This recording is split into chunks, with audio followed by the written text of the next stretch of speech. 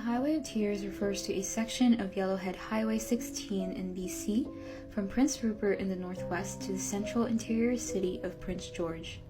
There are 23 First Nations that border Highway 16. According to sources, this region is characterized by poverty and, until 2017, lacked adequate public transportation, which forced many locals to resort to hitchhiking as a form of transit. Back in 1981, a conference of approximately 40 police detectives was held by the RCMP to investigate a growing number of unsolved cases of murdered and missing women in the area, dubbed as the Highway Murders. The cases involved women who were either found dead or were last seen in the area near Highway 16, often hitchhiking. The investigation of these cases have revealed similarities, including reports of suspicious vehicles and persons of interest. Case of Gloria Moody. Gloria Moody was from the Bella Coola Indian Reserve of the Nuksalk Nation in British Columbia. She was 27 years old and the mother of 2 children, ages 3 and 4. She was a really very happy person, very fun-loving, and always trying to help people. She basically cared for us, me and my younger sisters, while my mother worked, recalled her brother Dave Moody. On the weekend of October 25, 1969, Gloria was on a road trip with her family, and she and her brother made plans to go into town for a night out. The two had gone to several bar establishments that night, including the Lakeview, the Maple Leaf, and the Ranch Hotel. The Ranch Hotel was the last bar the two visited. Ready to call it a night, Dave left the bar to head back to his hotel room. He assumed his sister was right behind him, but when he turned back to speak to her, she was nowhere to be seen. He does not know what happened after that. The next day, 2 hunters were on a cattle trail approximately 10 kilometers west of Williams Lake when they saw the body of a woman in the bush. The body was soon identified by police as belonging to Gloria. She had been stripped naked, with her clothes discarded nearby, beaten and sexually assaulted. She had bled to death from her injuries. No one has ever been arrested for the murder of Gloria Moody. Gloria is widely believed to be the first known case of the Highway of Tears.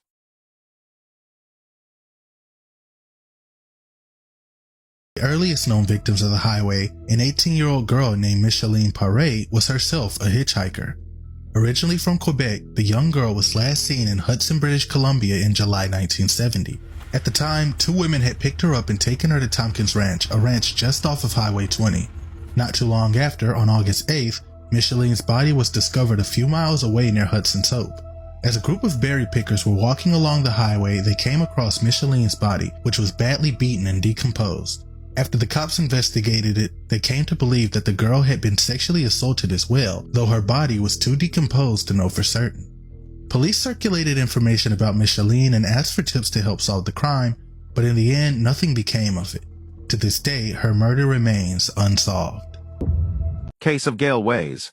Gail Ways was the second oldest of 9 siblings and lived in Kamloops, British Columbia with her family. Her siblings remembered her as an independent, funny and protective older sister. She was a good student, spent her time as a lifeguard and Girl Guide leader, and also took the time to volunteer with special needs children. Gail was 19 years old when she moved to Clearwater to live independently and to save money for college.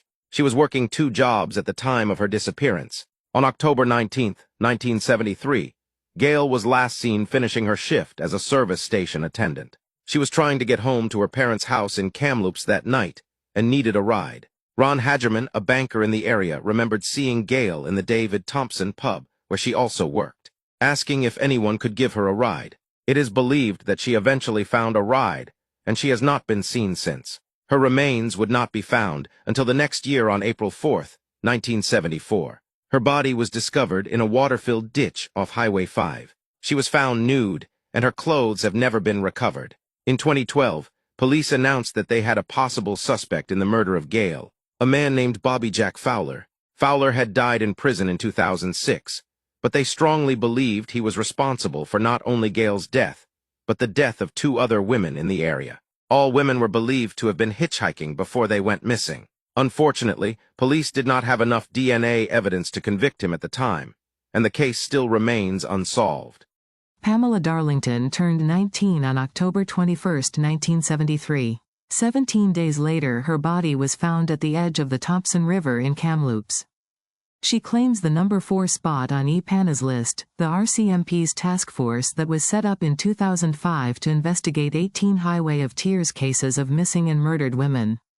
Pamela Darlington's movements on the last night of her life are unclear. According to her sister Laurel, when she found her car wouldn't start, she decided to hitchhike into town to meet friends, something that wasn't uncommon in the 1970s. Pam's cousin Sharon says friends told the family that she was seen at the Thompson pub that night with an unidentified, good-looking guy with shaggy hair. My cousin Joe, Pam's brother, always thought it was someone who Pam knew, who was infatuated with her, who committed suicide a year after she died. What we do know is that Pam's body was found on November 7, 1973 in a park by the river. According to her death certificate, she had been sexually assaulted and beaten to death. Monica Ignaz was 14 years old when she disappeared. Originally from Houston, British Columbia, her family moved to the Terrace area in 1973. They lived in an incorporated community off Highway 16 called Thornhill. Made it home that night. On April 6, approximately 4 months later, her body was found 6 kilometers northeast of Terrace, off a densely wooded service road known as Selgar. Her body was decomposed and partially clothed, and police determined she had been strangled with her own clothing. 2 witnesses reported seeing a car containing a man and what appeared to be a small girl pull over to the side of the road on the night of her disappearance. To date, no arrests have been made. In the summer of 1974, Colleen McMillan, a pretty, strawberry blonde teenager, left her Lac La Hache home to hitchhike just a few kilometers to her friend's house. Article content. Even though hitchhiking was a common practice in the 1970s, Colleen never made it to her destination. Her body was found 1 month later beside a logging road south of 100 Mile House. Her heartbroken family was left without answers for 38 years. The RCMP revealed it now believes a U.S. convict, Bobby Jack Fowler, killed McMillan. Monica Jack, 12, was last seen on May 6, 1978 riding her bike along the Highway of Tears near the Nicola Ranch in Merritt, BC. Her mother remembers her as a beautiful girl with a distinctive laugh, who was loved by relatives, friends and teachers. Her bike was found a day after she disappeared, but her remains weren't found until June 2, 1995, 17 years after she was killed. Monica's case is under Project EPANA, a task force dedicated to unsolved murders with links to Highway 16 between Prince George and Prince Rupert, BC, otherwise known as the Highway of Tears. Gary Taylor Hanlon was charged with first-degree murder in December 2014. His trial is ongoing. In December 2014, Gary Taylor Hanlon was charged with first-degree murder of Monica Jack and another child, Catherine Mary Herbert.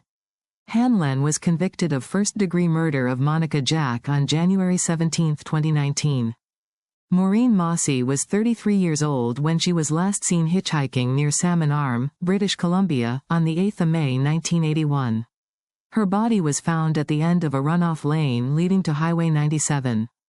Shelley Ann Baxu was last seen walking down Highway 16 toward her home in Hinton, Alberta, Canada, on May 3, 1983. She had called her mother at 8 p.m. to let her know she was on her way and asked her to make her something to eat. But Shelley Ann never made it home. Some of her clothing and a library book were later found alongside Highway 40 near the Athabasca River. The Hinton RCMP Detachment and the RCMP Historical Homicide K Division are investigating. Shelley Ann Baxu was tiny in size, but her mother told Dateline the 16-year-old had a larger-than-life personality. She was one of those girls who lit up an entire room when she walked in, Muriel Baxu said. She loved life and loved people. And she was very trusting of everyone. On October 13, 1970, 17-year-old Helen Claire Frost left her apartment in Prince George, British Columbia, for a walk and never returned.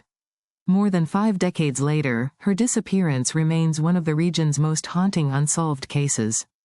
On the evening of October 13, 1970, Helen asked Sandy if she wanted to go for a walk. Sandy declined, citing the cold weather. Helen left alone around 8 to 20 pages. M from the 1600 block of Queensway Street, wearing a navy blue nylon coat with a fur-trimmed hood and blue slacks. She left behind her money, identification, and personal belongings. When she hadn't returned by October 15, Sandy reported her missing to the Royal Canadian Mounted Police, RCMP. At the time she went missing, Helen was working at the Bay in Prince George.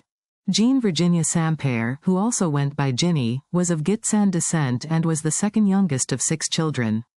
Ginny was known as a shy and quiet child who loved to play nurse with her siblings.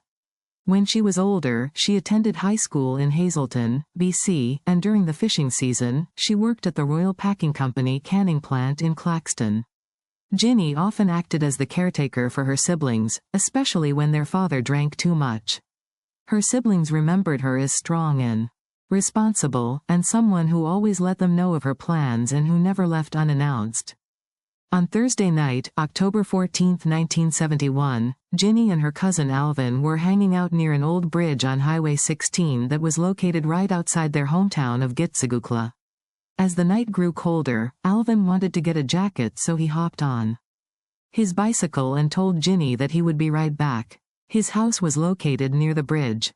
On his way back, he said he heard a car door slam, and when he arrived back at the spot where they had parted ways, Ginny was nowhere to be seen.